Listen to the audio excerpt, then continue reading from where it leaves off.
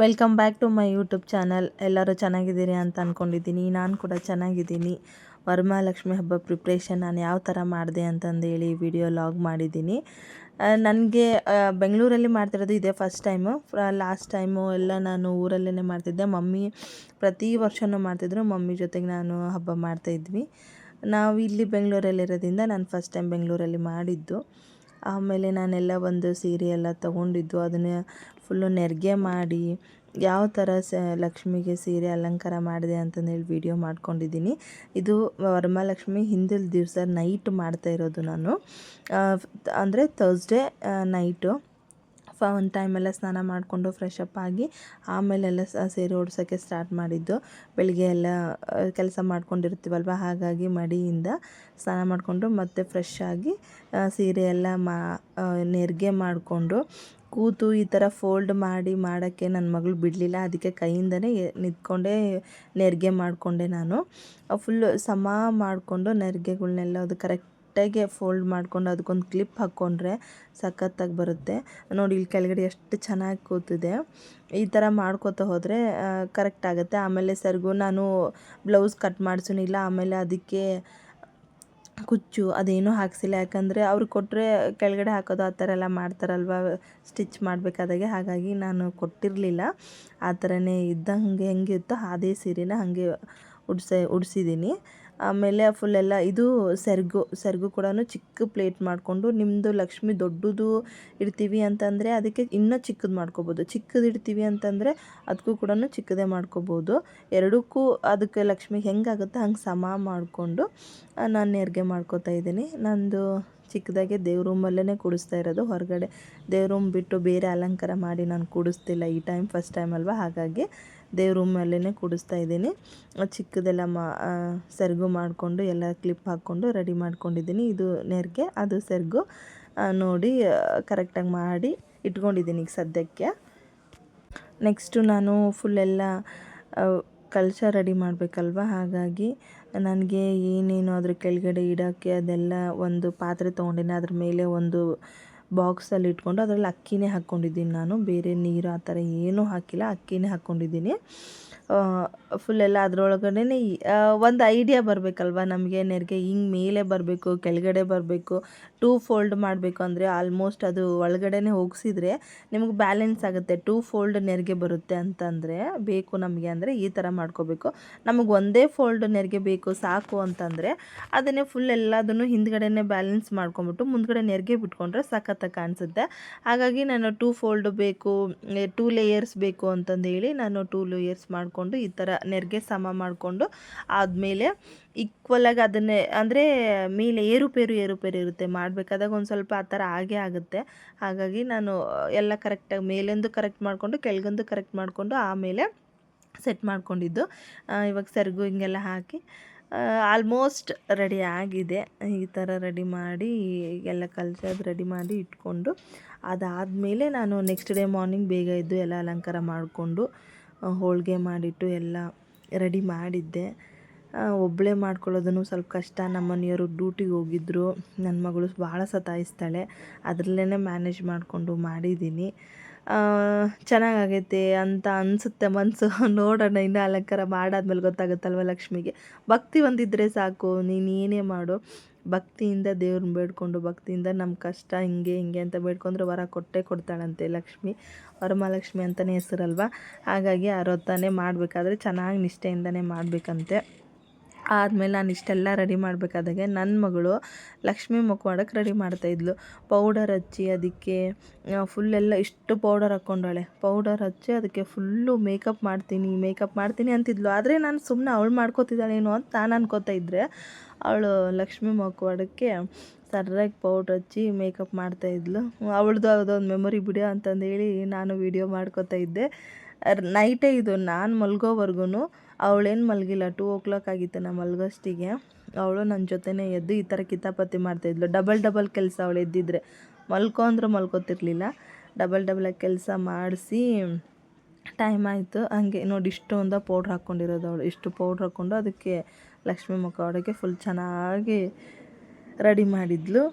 ಯಾಕಮ್ಮ ಹಂಗೆ ಮಾಡ್ತೀಯ ಅಂತ ಬೈದರೆ, ಈ ಡವ್ ಕೋಪ ಮಾಡ್ಕೊಂಡಿದ್ದೀನಿ ಅಂತಂದೇಳಿ. ನೋಡಿ ನಾನು ಕಲ್ಚರ್ ರೆಡಿ ಮಾಡಬೇಕಾದಾಗೆ ಬೆಳಿಗ್ಗೆ ಈ ಥರ ಎಲ್ಲ ತೊಗೊಂಡಿದ್ದೀನಿ.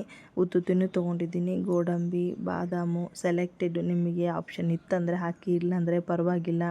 ಆಮೇಲೆ ಆ ಕಲ್ಚರ್ ಕೂಡ್ಸೋ ಕಾಯಿಗೆ ಫುಲ್ಲೆಲ್ಲ ಅರಿಶಿನ ಹಚ್ಚಿದ್ದೀನಿ. ಅರಿಶಿನ ಹಚ್ಚಿ ಅದಕ್ಕೊಂದು ಸ್ವಲ್ಪ ಹೊತ್ತು ಒಣಗೋವರೆಗೂ ಬಿಟ್ಟು ಆದಮೇಲೆ ನಾನು ಕುಂಕುಮ ಅದನ್ನೆಲ್ಲ ಹಚ್ಚಿ ರೆಡಿ ಮಾಡಿದ್ದೀನಿ. ಮುಖವಾಡ ಹಾಕಿ ಹಿಂಗೆಲ್ಲ ನೋಡಿ. ನಾನು ಹಾಕಬೇಕಾದಾಗ ಬೆಳಿಗ್ಗೆನೇ ಇದು, ಬೆಳಿಗ್ಗೆ ಬೇಗ ಎದ್ದಿದ್ದೆ ನಾನು. ಅವಕ್ಕೆಲ್ಲ ಕಲ್ಚರ್ ರೆಡಿ ಮಾಡಬೇಕು. ಇದನ್ನೆಲ್ಲ ಭಕ್ತಿಯಿಂದ ಹಾಕಬೇಕು. ಆಮೇಲೆ ಒಳಗಡೆ ಎಲ್ಲ ಕಲ್ಚರ್ ರೆಡಿ ಮಾಡಿ ಇಟ್ಟು ನಾನು ಹೋಗಿ ಎಲ್ಲ ಬಾಗಿಲ ಪೂಜೆ ಮಾಡಿಕೊಂಡು, ಲಕ್ಷ್ಮಿ ಅಂತಂದರೆ ಮತ್ತೊಂದು ಸ್ವಲ್ಪ ಪರಿಶುದ್ಧವಾಗಿ ಮಾಡಬೇಕು ಮನಸ್ಸಿಂದ ಅಂತಂದು ಹೇಳಿ ಎಲ್ಲ ಹೊಸ್ಲಿ ಪೂಜೆ ಮಾಡಿ, ಹೊಸ್ಲಿ ನೋಡಿ ಹೊರಗಿಂದ ಬರಬೇಕಲ್ವ ಲಕ್ಷ್ಮಿ. ಹಾಗಾಗಿ ಫುಲ್ಲೆಲ್ಲ ಅಲಂಕಾರ ಮಾಡ್ತಾಯಿದ್ದೆ. ಹೊಸ್ಲಿ ಕೂಡ ಅಲಂಕಾರ ಮಾಡಿ ಆದಮೇಲೆ ರಂಗೋಲಿ ಹಾಕಿ ಚೆನ್ನಾಗಿ ಹಬ್ಬ ಅಂದರೆ ಒಂದು ಚಂದ ಅಂದ ಅಲ್ವಾ. ಹಾಗಾಗಿ ನಾನು ಕೂಡ ನೋಡ್ತಿದ್ದೆ ಎಲ್ಲ ವೀಡಿಯೋಸ್ ನೋಡಿ ನಾನು ಮಾಡಬೇಕು ಅಂತಂದೇಳಿ. ಫಸ್ಟ್ ಟೈಮ್ ಅಲ್ವಾ ನಮ್ಮ ಅತ್ತೆನ ಎಲ್ಲ ಕರೆದೆ. ನಮ್ಮ ಅತ್ತೆಗೆ ಫುಲ್ಲು ಸುಗ್ಗಿ ಊರಲ್ಲಿ ಎಲ್ಲ ನಮ್ಮ ಆಂಟಿ, ನಮ್ಮ ಚಿಕ್ಕಮ್ಮ ಅವ್ರನ್ನೆಲ್ಲರನ್ನೂ ಕರೆದಿದ್ದೆ. ಇಲ್ಲ ನಮಗೆ ಬರೋಕ್ಕಾಗಲ್ಲ, ಭಾಳ ಅಂದರೆ ಭಾಳ ಬ್ಯುಸಿ ಅದಾರ ಇವಾಗ ಸುಗ್ಗಿ ಅಂದರೆ. ಹಾಗಾಗಿ ಹೆಸರಿನ ಸುಗ್ಗಿಗೆ ಯಾರೂ ಬರೋಕ್ಕಾಗಲಿಲ್ಲ. ನೆಕ್ಸ್ಟ್ ಟೈಮ್ ಬರ್ತೀವಿ ಅಂತ ಹೇಳ್ಯಾರೆ. ನೆಕ್ಸ್ಟ್ ಟೈಮ್ ಕರೆಸ್ತೀನಿ, ನಮ್ಮ ಬೆಂಗಳೂರಿಗೆ ಕರೆಸ್ಬಿಟ್ಟು ಹಬ್ಬ ಜೋರಾಗೆ ಮಾಡ್ತೀವಿ. ಈ ಥರ ಎಲ್ಲ ರಂಗೋಲಿ ಹಾಕಿ ಡೆಕೋರೇಷನ್ ಮಾಡಿಕೊಂಡು ಆದಮೇಲೆ ನಮ್ಮ ಮನೆಯವ್ರಿಗೆ ಎದ್ದೇಳಿಸಿದೆ. ಅವ್ರು ಎದ್ದೇಳಲೇ ಇಲ್ಲ. ಸ್ವಲ್ಪ ಎಲ್ಲ ಟೈಮ್ ಆಗಿತ್ತು ಆಲ್ರೆಡಿ. ಬೆಳಗಿಂದನೇ ಎಲ್ಲ ಕವರ್ ಮಾಡ್ಕೊಂಡಿದ್ದೆ ನಾನು 2 ಗಂಟೆಯಿಂದನೇ. ಎದ್ದೇಳಲೇ ಇಲ್ಲ ಅವರು. ನಾನೇ ಒಬ್ಬಳೇ ಇದ್ದೆ, ಮತ್ತೊಬ್ಬಳೇ ಪೂಜೆ ಮಾಡಿಕೊಂಡು ಏನು ಅಂತಂದೇಳಿ ಸ್ವಲ್ಪ ಎಲ್ಲ ಇರುತ್ತೆ ಅಲ್ವಾ, ವೀಡಿಯೋ ಮಾಡ್ಕೊಳ್ಳೋಕ್ಕೂ ಆಗಲಿಲ್ಲ ನನಗೆ. ಹೇಳ್ದೆ ಎದ್ದೇಳಿ ಇಬ್ಬರು ಪೂಜೆ ಮಾಡೋಣ ಅಂತಂದರೆ ಅವ್ರು ಎದ್ದೇಳಲೇ ಇಲ್ಲ. ಅದಕ್ಕಾಗಿ ನಾನು ಒಬ್ಬಳೇ ಪೂಜೆ ಮಾಡಿಕೊಂಡೆ. ನೋಡಿ ಈ ಥರ ನಾನು ಅಲಂಕಾರ ಮಾಡಿದ್ದು. ನೈಟ್ ಟೈಮ್ ಅಷ್ಟು ತುಳಸಿದು ಹಾರ ಹಾಕಿದ್ದು, ಅದೊಂದು ಸ್ವಲ್ಪ ಬಾಡ್ದಂಗೆ ಆಗಿದೆ. ಆದ್ರೂ ಲಕ್ಷ್ಮಿಗೆ ಇಷ್ಟ ಅಲ್ವಾ ತುಳಸಿ. ನಾನು ಒಂದು ಸ್ವಲ್ಪ ಎಲ್ಲ ಮಾಡಿ ಮಂತ್ರ ಎಲ್ಲ ಅಂದು ನಾನೊಬ್ಬಳೇ ಪೂಜೆ ಮಾಡಿಕೊಂಡೆ. ನಮ್ಮ ಗೊಂಬೆನೂ ಎದ್ದೇಳಿಲ್ಲ, ನಮ್ಮ ಮನೆಯವರು ಎದ್ದೇಳಿಲ್ಲ. ಸುಸ್ತಲ್ವ, ಡ್ಯೂಟಿಗೆ ಹೋಗಿ ಬಂದಿರ್ತಾರೆ, ಲೇಟಾಗೂ ಬಂದಿರ್ತಾರೆ ಅಂಥೇಳಿ ನಾನೊಬ್ಬಳೇ ಪೂಜೆ ಮಾಡ್ಕೊಂಡು ಅದಾದಮೇಲೆ ಎದ್ದು ಅವರೆಲ್ಲ ನಮಸ್ಕಾರ ಮಾಡಿಕೊಂಡು ಫ್ರೆಶ್ ಅಪ್ ಆಗಿ ನಮಸ್ಕಾರ ಮಾಡಿಕೊಂಡ್ರು. ಎಲ್ಲ ಮಂತ್ರ ಹಾಡು ಎಲ್ಲ ಹಾಡ್ತಾರೆ, ನಮ್ಮ ಮನೆಯವ್ರು ಚೆನ್ನಾಗಿ ಹಾಡ್ತಾರೆ. ಅವರು ಕೂಡ ಮಂತ್ರ ಹೇಳಿದರು. ವಿಡಿಯೋ ಮಾಡ್ಕೊಳಕ್ಕಾಗಲಿಲ್ಲ ನಮಗೆ, ಹಂಗೆ ಟೈಮ್ ಆಗಲ್ಲಲ್ವ. ಆಮೇಲೆ ನೆನಪು ಕೂಡ ಆಗಲ್ಲ, ಜಾಸ್ತಿ ಪೂಜಾದಿದ್ರು ಅಲ್ಲಿ ಕೆಲಸದಾಗೆ ಆಗಲ್ಲ ಮಾಡ್ಕೊಳ್ಳೋಕ್ಕೆ. ನಮಗೆ ಎಷ್ಟು ಭಕ್ತಿ ಇರುತ್ತೋ ಅಷ್ಟು ಭಕ್ತಿ ಅಷ್ಟು ಶ್ರದ್ಧೆಯಿಂದನೇ ಬೇಡ್ಕೊಂಡ್ರೆ ಸಾಕು ಅಂತಂದೇಳಿ ನಾನು ಸುಮ್ಮನಾದೆ. ಅವ್ರಿಗೆ ಸತಾಯಿಸೋಕ್ಕೆ ಹೋಗಲಿಲ್ಲ, ಎದ್ದೇಳ್ಸೋಕ್ಕೆ. ನನಗೆ ಏನು ನಾನು ಅಂದರೆ ಫುಲ್ಲು ಅವ್ರು ಹೇಳಿದ್ರು, ನಿಂಗೆ ಎಷ್ಟಾಗುತ್ತೋ ಅಷ್ಟು ಮಾಡಪ್ಪ, ನಮ್ಮ ತಲೆ ತಿನ್ನಬೇಡ ಅಂಥೇಳಿ. ಹಾಗಾಗಿ ನಾನು ಅವ್ರಿಗೇನು ಸತಾಯಿಸೋಕ್ಕೆ ಹೋಗಲಿಲ್ಲ. ನಮ್ಮ ಮನೆ ಲಕ್ಷ್ಮಿ ಈ ಥರ ಅಲಂಕಾರ ಆಗಿದ್ದಾಳೆ ನೋಡಿ. ಇಷ್ಟು ಚೆನ್ನಾಗಿ ಮಾಡ್ತೀನಿ ಅಂತ ನಾನು ಅಂದ್ಕೊಂಡಿರಲಿಲ್ಲ, ಆದರೆ ಚೆನ್ನಾಗಾಗಿದೆ ಅಂತ ನನಗನ್ಸುತ್ತೆ.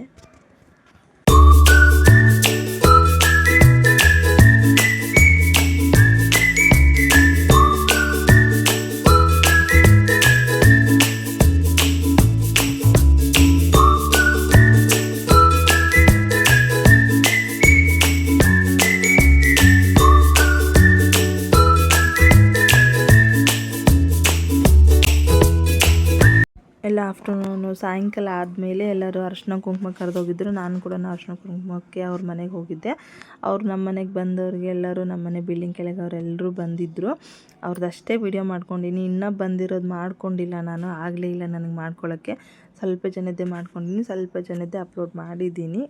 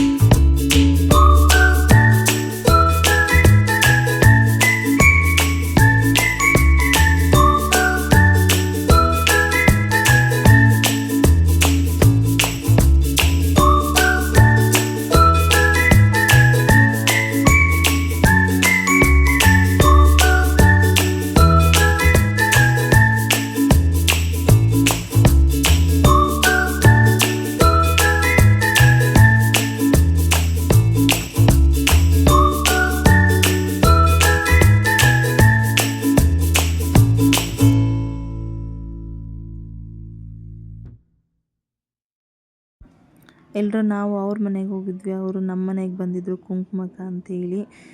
ಎಲ್ಲ ಚೆನ್ನಾಗಿ ಸೆಲೆಬ್ರೇಷನ್ ಮಾಡಿದ್ವಿ.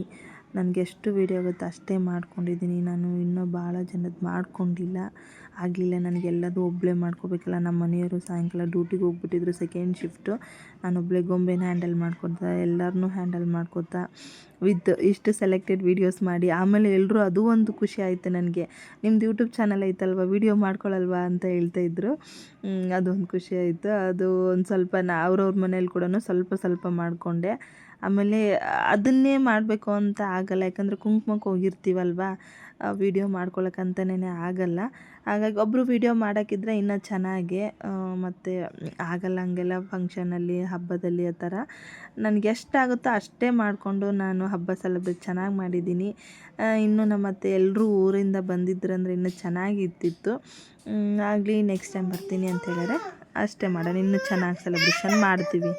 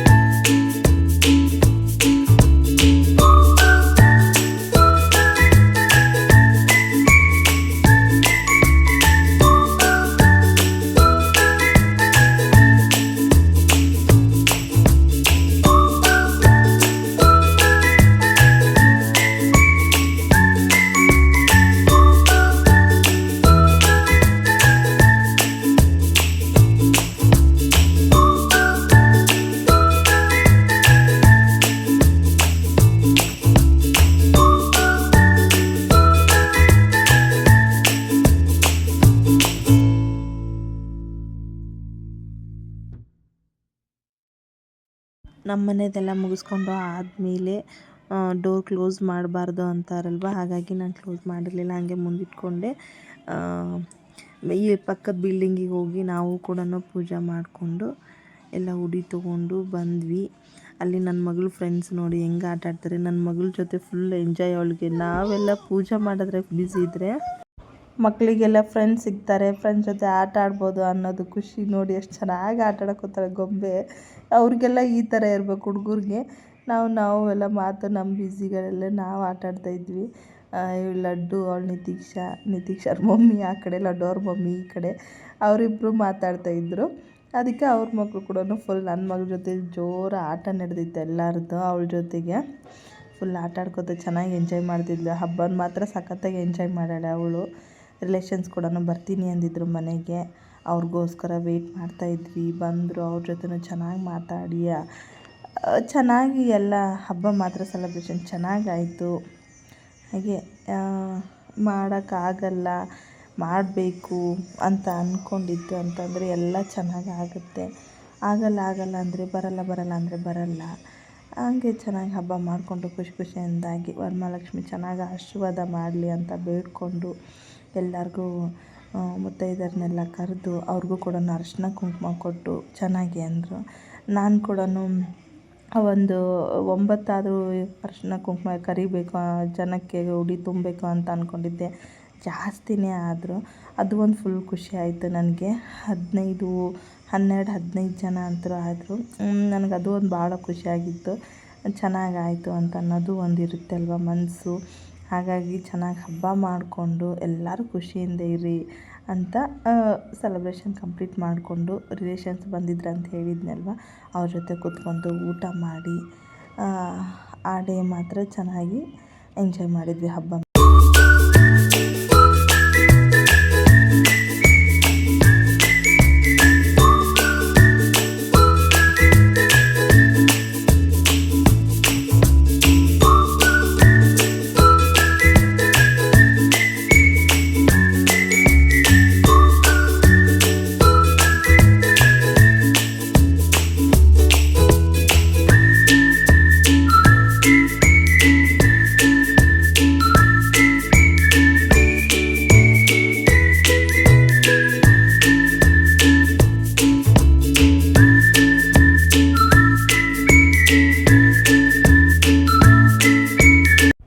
ಎಲ್ಲರೂ ಚೆನ್ನಾಗಿ ಸೆಲೆಬ್ರೇಟ್ ಮಾಡಿದಿರಿ ಅಂತ ಅಂದ್ಕೊಂಡಿದ್ದೀನಿ.